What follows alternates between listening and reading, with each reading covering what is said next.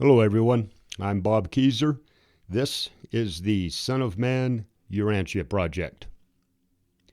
Today's episode is the final version of Son of Man Urantia, Chapter 1, Birth and Infancy of Jesus. You can get your copy of Son of Man Urantia at lulu.com, paperback, hardback, or ebook. Okay. Chapter 1, Birth and Infancy of Jesus. Mary and Joseph, choosing the parents. After Michael chose Urantia for his final bestowal in submission to God the Father, Gabriel chose the Jews to host the Creator's life on earth. At the time, their religion and philosophy held more truth than those of the other cultures. Next, his staff searched for potential parents among the Hebrews, the descendants of Abraham, and eventually nominated 3 couples. Gabriel chose Mary and Joseph. Biologically, they both had excellent genes, and socially, they held enough status to offer Jesus his best chance to fulfill his destiny. Joseph was a Jew of the Jews. His father's family line went back to Abraham and far beyond, but not quite all the way to Adam. His most recent ancestors came from the trades, masons, carpenters, blacksmiths, etc. Joseph began as a carpenter and then later contracted his own jobs. Mary's lineage also went back into the mists of time, and it was one of the most illustrious of the Jews.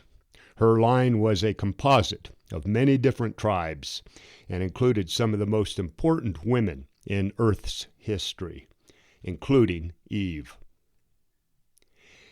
Gabriel appears to Elizabeth. Mary had a distant relative named Elizabeth, whose husband was Zacharias, a Jewish rabbi. They had been married for many years, but had never been blessed with a child.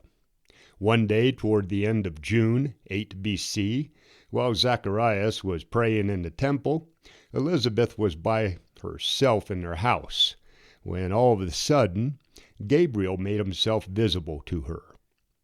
After Elizabeth calmed down, Gabriel told her that the long-awaited Savior is coming soon, that Elizabeth's cousin, Mary, would be the mother of this divine teacher, that a man named John would come first to prepare the way for this Savior, that Elizabeth and her husband Zacharias would be the parents of John, who would be known as John the Baptist, and finally, that he was going to tell Mary this same story.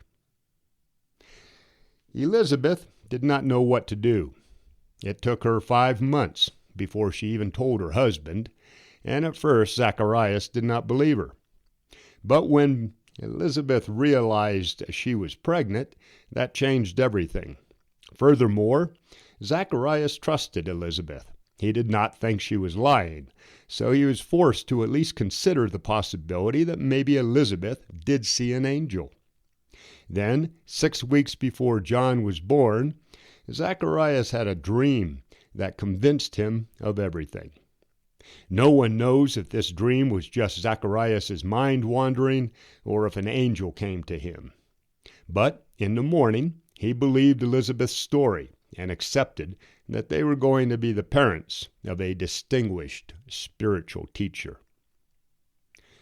John was born in the city of Judah on March 25th, 7 B.C. Elizabeth and Zacharias were happy and proud. Their dream had finally come true. 8 days later, Zacharias and Elizabeth took their newborn to the temple, and according to Jewish law, he was circumcised. They named their son John, just like they were told to do by Gabriel. From birth, Zacharias and Elizabeth began telling John that he was a special child. He was raised knowing he was going to be a great man who prepared people for the coming of someone even more imposing than himself. John took his responsibility to heart, and spent much of his childhood at the temple when his father was teaching. Gabriel's announcement to Mary. Mary was in her house, and Joseph was still at work when Gabriel appeared to her in mid-November. After Mary calmed down, Gabriel told her what he had told Elizabeth, and also that she was pregnant with a son, that her pregnancy was blessed by God, that she and Joseph were supposed to name their son Joshua, and that their son Joshua would announce the kingdom of heaven on earth. Gabriel warned Mary to not tell anyone except Joseph and Elizabeth about this visit. He told her not to doubt, that God would make her strong, that he, Gabriel, would keep watch over their family. Then he vanished from Mary's sight. Like with Elizabeth, Mary did not know what to think. Then she too realized that she was pregnant. Mary told Joseph about Gabriel's visit and then left to stay with Elizabeth and Zacharias for 3 weeks in the city of Judah. This was about 4 miles away from Mary and Joseph's house in Nazareth. After the two women compared stories, Mary became more convinced that she had been in fact visited by an angel. Joseph, like Zacharias, trusted his wife, but the story was hard to accept. He spent many sleepless nights before finally believing Mary. When he did, that brought its own set of problems. How could two humans have a baby that was supposed to be divine? They pondered their secret for weeks and finally decided that it was true. Neither of them knew how, but they had been selected by God to be the parents of the coming Messiah. Gabriel waited until after Mary was already pregnant before he appeared to her. There was no virgin birth. Jesus was conceived as normal the night before Gabriel's visit, which was the only supernatural event related to Jesus' birth. Joseph's dream. It was also a dream that convinced Joseph to believe Mary's story. In it, a spirit told him that his son would bring the light of God to the world. The angel said his son's own people, the Jews, would reject him, but the Gentiles would believe and welcome his son. For the people who did accept him, Joseph's son would bring them a higher revelation of God the Father through the example of his life on earth. The angel never told Joseph that his son was coming to save the Jews, or that Joseph was a descendant of the house of David. For hundreds of years, the Jews had been waiting for someone to come and assume David's throne. This new king, like Moses, would use miracles to defeat the Jews' enemies and control all of Palestine. After Jesus was crucified, many of the stories in the Old Testament were altered to better align with his incarnation on earth. Those changes have caused tremendous confusion. Jesus himself stated that he had no link to the family of David or any intention to sit on his throne. Other changes to the scriptures included altering Mary and Joseph's family lines and stating that a virgin instead of a maiden was going to bear a son. Jesus' mortal parents. Joseph had dark hair and dark eyes. He was the kind of quiet, easygoing man that we would call a deep thinker. He was pious and always concerned for the welfare of others. At the same time, he was human and had moments where he was discouraged and doubted his faith. Mary was just the opposite. She had blonde hair and brown eyes, and was the type of person who is always happy and cheerful and never seems to let anything get her down. At least, that was the case throughout Jesus' childhood. Later, when Jesus began his mission and the problems with the Jews and Romans started, she became quieter and more reserved. Still, throughout all of the chaos, Mary showed strength, kept her composure, and was an outstanding mother for Jesus and his siblings. Jesus carried traits from both of his parents. From Joseph, he acquired his deep love for and understanding of people, and some of his tendency to at times become discouraged. Joseph also taught Jesus his religion and the history of the Jewish people. Mary's personality was stronger than Joseph's. She was outgoing and not shy expressing herself. Mary was better at managing a household than most women, and she was a master at getting things done. From his mother, Jesus learned how to plan, teach, and adapt. But Mary could also get angry on the spot if someone blasphemed God, a trait Jesus acquired from her later in life. The story goes that one day young Joseph was working for Mary's father, putting an addition on their house. During the lunch break, Mary came outside and handed Joseph a glass of water. And that is evidently where the relationship began. 2 years later, when Joseph was 21 years old, they were married. With the help of his brothers, Joseph built a small house for them in Nazareth, the one where Gabriel visited Mary. The home in Nazareth. Jesus' childhood home was on the northern edge of Nazareth. It was nearby some hills that Jesus would climb when he was playing in the countryside.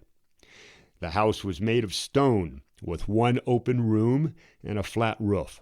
Next to it was a small hut for the animals. There was not much in the way of furniture, just some stools, a stone table, an olive oil lamp for light, and Mary's loom for making cloth to sew their clothes. At night, the family slept on mats on a dirt floor. Outside behind the house was the mill. When Jesus was young, he would pour in the wheat, while Mary turned the grinder to crush it into flour. As Mary and Joseph's family grew, they built additions onto the house. The trip to Bethlehem. Mary and Joseph were married in March 8 BC. That same month, Caesar Augustus passed a law requiring a census. He wanted to know how many people were paying taxes. But the Jews had always resisted being counted, and they managed to have the census in Palestine delayed until a year later in 7 BC. Mary was pregnant that year when the Romans held the census in Palestine. So Joseph decided that he would go to Bethlehem to register the family by himself. Mary disagreed. She did not want to take the chance of giving birth when Joseph was gone. Also, her cousin Elizabeth lived nearby Bethlehem, and Mary argued that the two of them could visit. At first, Joseph held firm and said Mary had to stay home. But she just ignored him and packed enough food for both of them, winning the argument. They left for Bethlehem the dawn of the next day, August 18th, 7 BC. Mary rode the donkey with their food, and Joseph walked ahead, leading the way. The first night they camped by the Jordan River. The second night was spent in Jericho. And toward the end of the third day, they walked into Bethlehem. The city was overcrowded with people, and there were no rooms in any of the lodges. Finally, an innkeeper cleaned out his stables to make room for more people, and Mary and Joseph found themselves living in what was, normally, the granary just in front of the stalls and mangers. For added privacy, they hung tent curtains and then settled in for the night. Jesus is born. Neither Mary nor Joseph slept much that night. By morning, Mary knew she was going to deliver. With the help of some of the other women staying at the inn, Jesus was born at noon, August 21st, 7 BC. The next day, Joseph registered the family for the census. He found a man willing to give up his room at the inn for Mary and the baby, and they stayed there for the next 3 weeks. The third day, Mary sent a message to Elizabeth, and the two of them made plans to visit a week later in the city of Judah.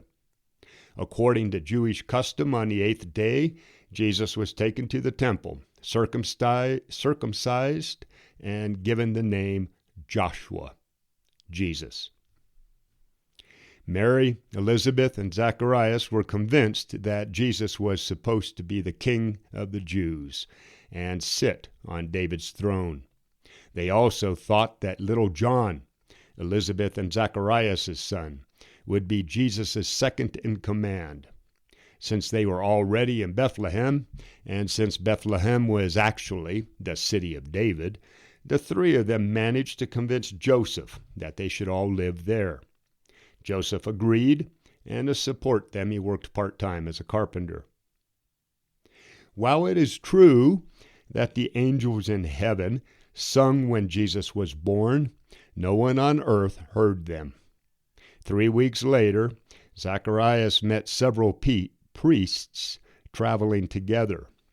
Many years before, these priests had met a strange man who told them that he had dreamt about a prophet who was going to be born to the Jews in a faraway land. He said this man would grow up to become the light of life for all of the world. When the priest told this to Zacharias, he of course thought about Jesus and told the priests what he knew. The priest then went and met Mary, saw Jesus, and left some gifts before heading home. There was nothing supernatural about these events. The tale about a star guiding the priest to Bethlehem was added later, and based on a strange but natural alignment of the planets, in particular Saturn and Jupiter. Even more amazing, this alignment occurred 3 times the year Jesus was born: May 29th, September 29th, and December 5th.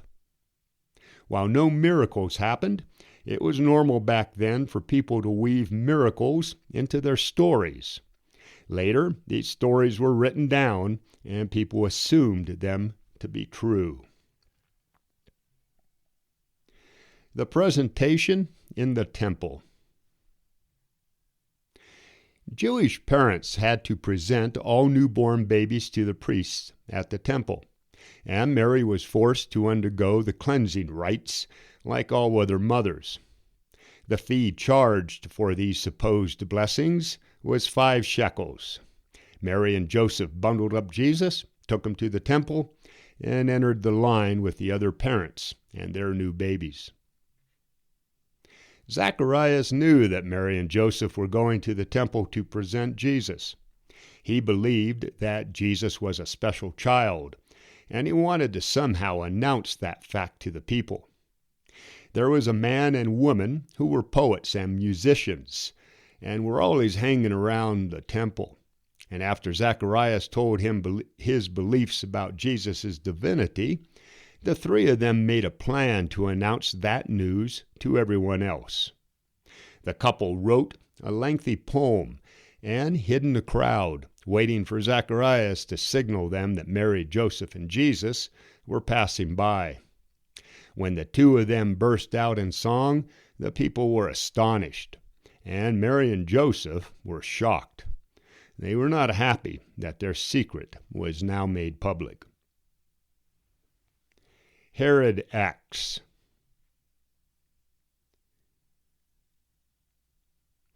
Palestine was ruled by Herod the Idumean. He had been put in charge by the Caesar in Rome, and he had good relations with that far-off ruler. But in Palestine, the Jews did not trust him. There had always been tensions between them, so to keep his power, Herod had spies reporting to him from all across the land. Herod knew that the Jews had been praying for a deliverer, and to set them free, someone to set them free from the Romans' rule.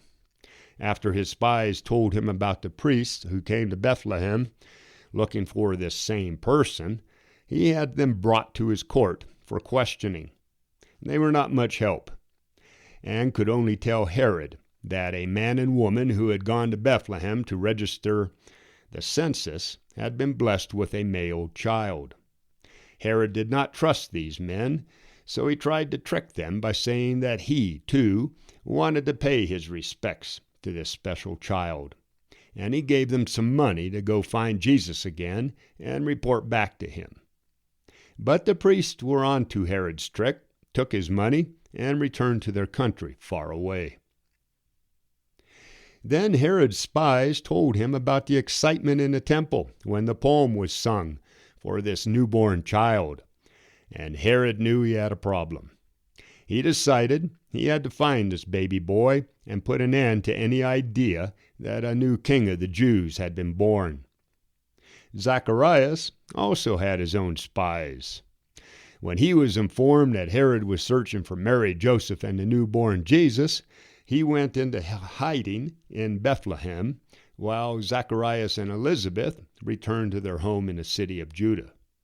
They all stayed out of sight for more than a year. Herod finally became frustrated with the search and ordered that all boys under 2 years old be killed, just in case this child was still in Bethlehem. Again, Zacharias' spies warned him, and Mary and Joseph escaped Herod's assassins in the nick of time. Sadly, 16 other baby boys did not and were slaughtered the next day. The family made their way to Alexandria in Egypt and hid for 2 years. It was not until Herod died that Mary and Joseph felt safe enough to take Jesus back to Bethlehem. Okay, everyone, that was it for Chapter 1, the birth and infancy of Jesus. Coming up next is Chapter 2, Jesus' early childhood. Head on over to lulu.com and get your copy of The Son of Man, Urantia, hardback, paperback, or ebook. All right, everyone, that's it. Defend liberty. Protect your kids. Get out there and find some way to serve humanity for nothing more or less than the sake of God. We got this, people. Bobby Keyser, out here.